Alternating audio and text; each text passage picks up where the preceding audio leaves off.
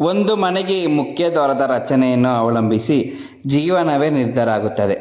ಯಾಕಂದರೆ ಮುಖ್ಯ ದ್ವಾರದಲ್ಲಿಯೇ ಕುಲದೇವತೆ ನೆಲೆಸಿರುತ್ತಾಳೆ ಎಂದು ನಮ್ಮ ಶಾಸ್ತ್ರ ಹೇಳುತ್ತದೆ. ಅದಕ್ಕಾಗಿ ಹೊಸ್ತಿಲ ಪೂಜೆ ಮಾಡುವಾಗ ನಾವು ಅರಿಶಿನ ಕುಂಕುಮ ಇಟ್ಟು ಬಾಳೆ ಮಾವು ಹೂವಿನ ಅಲಂಕಾರ ಮಾಡಿ 5 ಪಂಚಲೋಹಗಳನ್ನು ದೇವರ ಮೂಲೆಯದ ಹೊಸ್ತಿಲ ಕೆಳಗಡೆ ಇಡಬೇಕು. ನವಸಿರಿ ಧಾನ್ಯಗಳನ್ನು ಅರಿಶಿನ ಬಟ್ಟೆಯಲ್ಲಿ ಕಟ್ಟಿ ನವಧಾನ್ಯದ ಗಂಟುಗಳಾಗಿ ಹೊಸ್ತಿಲ ಮೇಲೆ ದೇವರ ನೆನೆಯುತ್ತಾ ಕಟ್ಟಬೇಕು. ಯಾವುದೇ ಪೂಜೆ ಇದ್ದಲ್ಲಿ ಮೊದಲ ಪೂಜೆ ವಿಘ್ನ ವಿನಾಯಕನಿಗೆ ಮಾಡಬೇಕು.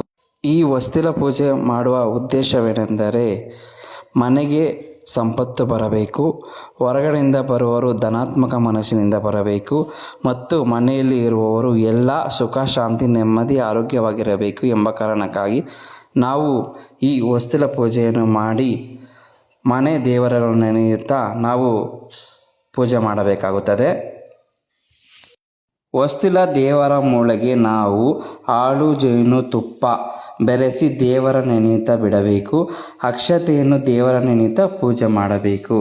ಇದರಿಂದ ಮನಸ್ಸಿಗೆ ಹಾಗೂ ಮನೆಗೆ ಒಳ್ಳೆಯದು ಆಗುತ್ತದೆ ಹಾಗೂ ಮಹಾಲಕ್ಷ್ಮಿ ಮನೆಗೆ ಬರಲಿ ಅಂತ ಪೂಜೆ ಮಾಡುತ್ತಾ ಪೂಜೆ ಎಲ್ಲ ಮುಗಿದ ಮೇಲೆ ಬರುವಂತಹ ಮುತ್ತೈದೆಯರಿಗೆ ಅರಶಿನ ಕುಂಕುಮ ಕೊಟ್ಟು ನಾವು ಕೂಡ ಗಂಡ ಹೆಂಡತಿ ಸಿಹಿಯನ್ನು ಸವಿದು